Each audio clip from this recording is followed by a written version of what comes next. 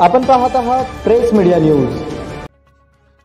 डोंबिवलीत पत्रकाराला मारहाण करणाऱ्या भाईला पोलिसांचा दणका, भर रस्त्यात काठीचा प्रसाद।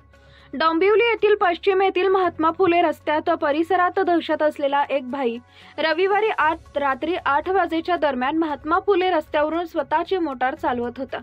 या भाईनं मोटारीच्या दर्शनी भागाचा प्रकार झोताचा उजेड तांत्रिक बदलानं अप्पर टिप्पर समोरून दुचाकीवरून येत असलेल्या पत्रकारांच्या डोळ्यावर मारला।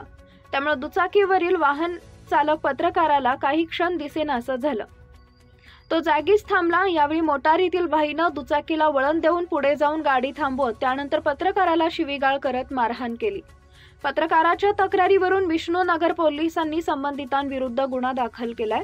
फुले रस्त्यावरील स्वामी विवेकानंद शाळेजवळ हा प्रकार घडला। या दहशतीनं रस्त्यावरील लोक पळून गेले। दुकानदारांनी दुकानं बंद केली।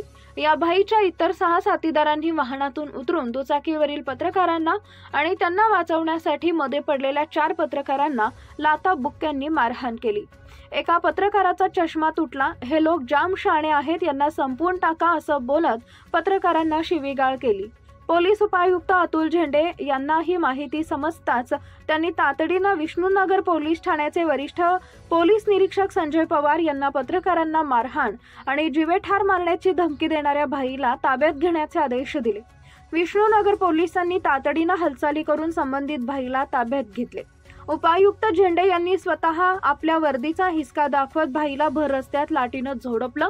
त्याला रस्त्यावरच उठाबशा काढायला लावल्या।